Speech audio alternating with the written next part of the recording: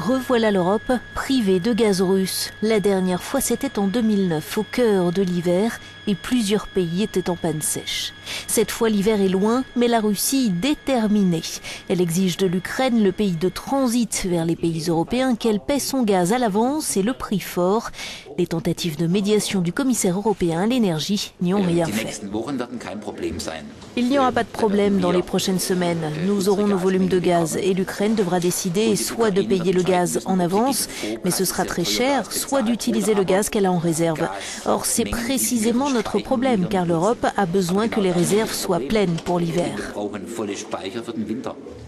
Plus prévenant, depuis la dernière crise du gaz, les Européens ont renforcé leurs stocks. Ils sont actuellement à 52 milliards de mètres cubes.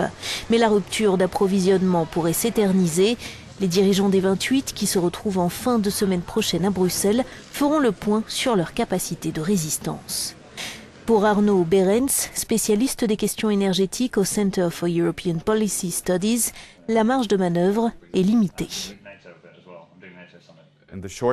Sur le court terme, nous devons vraiment miser sur l'inversion des flux, sur l'intégration du marché, sur les infrastructures essentielles.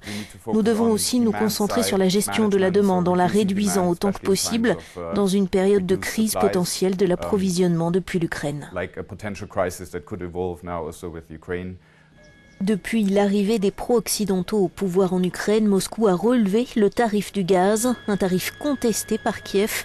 L'an dernier, l'Union européenne a acheté 39% de son gaz à la Russie et la moitié a transité par l'Ukraine.